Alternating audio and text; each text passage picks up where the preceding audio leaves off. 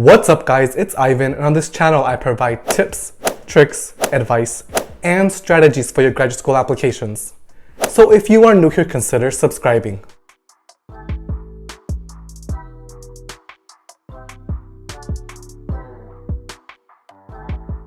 In today's video, I am going to share with you how much money I made as a second-year PhD student at the University of California, San Diego. Before I share the numbers, I do want to provide some context. So my program runs on the quarter system, which means that we have 3 quarters, the fall, winter, and spring quarters. This is my second year and I just completed the fall quarter. So for this video, I'm only going to share the fall quarter income streams that I have as a second year PhD student. One of the income streams that I had was being a teacher assistant. In this role, I held office hours, attended class lectures, supported students throughout the quarter, taught a section, and also graded a bunch of assignments. This role required me to dedicate 10 hours per week. As a PhD student, we are paid monthly, and so this quarter had 3 months.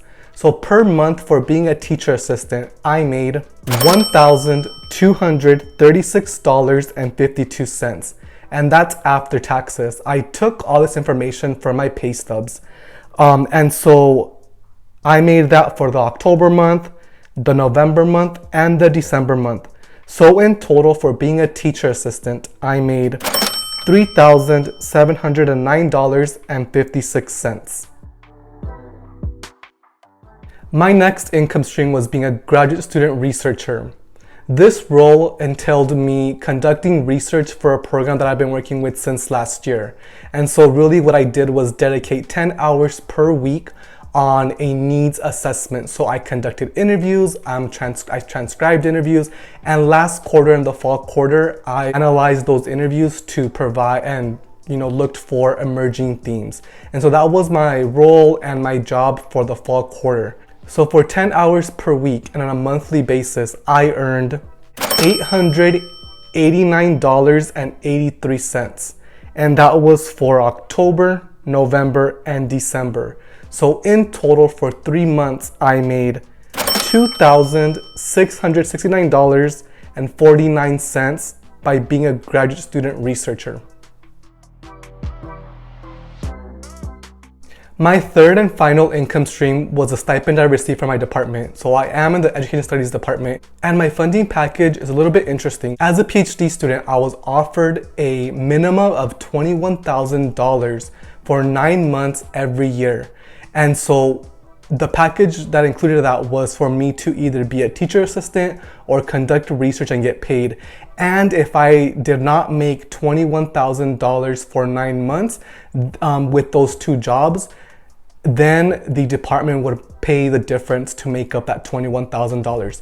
And so because my graduate student researcher position only paid $889.83 per month, I did not make, or I would have not made $21,000 for the 9 months. And so the department made the difference.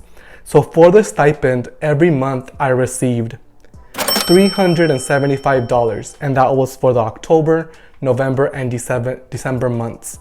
And so in total for the stipend, I received $1,125. So the grand total of my income streams, being a graduate student researcher, a teacher assistant, and the stipend that I received from my department, the grand total was $7,504.05. And that is, all for the whole quarter, for the whole fall quarter. So if I split that into 3 months, because we do get paid on a monthly basis, every month I anticipated receiving $2,501.35 on a monthly basis.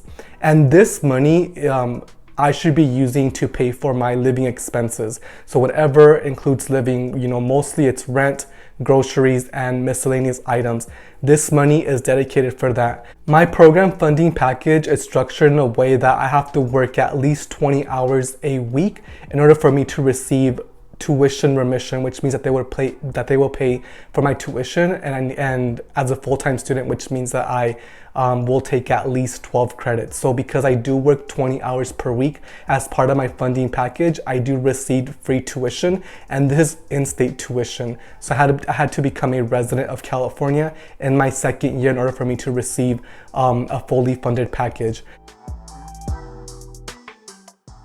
Now I'm gonna go over briefly my expenses. That way you get an idea if my, the stipend that I received and my jobs that bring in some money, if that's enough money to pay for my expenses as a PhD student. So the obvious first expense is rent. So right now I am renting a 2-bedroom apartment. I have a roommate in San Diego, in La Jolla to be specific, and I pay $690.50 per month. Utilities usually come out between $35 to $40, and so I averaged that to $37.50 per month, and that is split between me and my roommate. Internet is included in my rent, but I do pay the internet for my parents back home, and that comes out to $49.99. Food, I did an average of $800 per month, and that's because I do eat a lot. I Uber eat a lot pretty much every day, twice a day, and so my food expense is really high. I do own a car, so I do pay for gas, and I travel a lot. So roughly I spend $150 to $300 per month on gas. So I average that to $225 for monthly gas expense. I also pay for my cell phone bill, which is $55. I am on a family plan with my parents and my other family members, so that comes out to $55 for unlimited data. So my total monthly expenses come out to $1,857.99. If we multiply that by 3 months, because there is 3 months in a quarter, that totals to $5,573.97. Okay, so now if we do the math, assets minus expenses equals how much money I have left over. That comes out to, so my assets, $7,504.05 for the quarter, minus $5,573.97 for expenses for the quarter, leaves me with the difference of $1,930.08. And that money I use for miscellaneous items, things that I did not include in the basic living expenses that I shared. I wanted to share my expenses and my income streams with you all, just because I know when I was a PhD student, or when I was applying to become a PhD student, I was always curious about funding. I do have multiple videos sharing my funding packages from the programs that I got accepted into, so go check those out in the description down below. But also I wanted to be transparent as possible. That way, if you are concerned about, paying for your living expenses or paying for your PhD program or graduate program, I'm hoping that this video kind of sheds some light on funding packages and how much money you'll receive as a PhD student and how you will attain that money. As you can tell, for me, I have to work 2 jobs, 20 hours per week, one as a graduate student researcher and the other one as a teacher assistant. And then the other one is a stipend that I receive from my institution. So I'm hoping that you're able to kind of see what a funding package looks like in real time versus just a piece of paper that you'll receive when you get accepted to a PhD program. And so let me know if you have any questions down below in the comments about funding, or being a graduate student researcher or being a teacher assistant, and I will either make more videos and obviously answer to you directly in the comments. Thank you for watching this video, and I will see you in the next video.